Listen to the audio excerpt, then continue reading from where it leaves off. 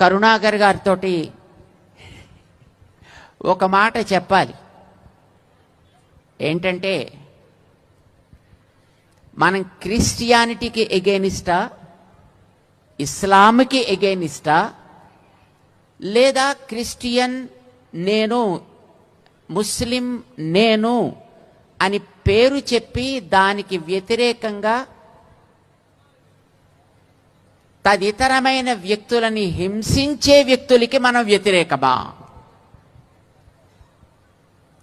మా ఉద్దేశం ప్రకారం మనం క్రిస్టియానిటీని ఏం అనాల్సిన అవసరం లేదు.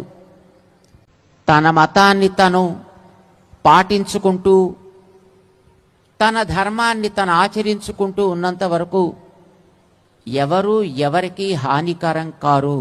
ఎవరి మతాలకి సంబంధించినటువంటి చరిత్ర వారికి ఉంటుంది.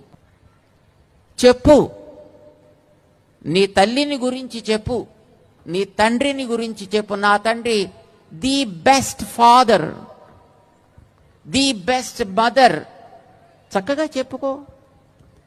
కానీ నీ తల్లిలో ఈ లోపాలున్నాయి, నీ తల్లి కంటే నా తల్లి మంచిది అంటే ఆ వ్యక్తి నాలుకని అక్కడే అట్లా కట్ చేయాలి. ఒక విశ్వాసం వారిది కనుక నీ విశ్వాసంలో నువ్వు ఉండవయ్యా, హాయిగా బతుకు. నీ పని నువ్వు చేసుకో, నా పని నేను చేస్తా. మనిద్దరం కలిసి మంచి సమాజం కోసం బతుకుదాం.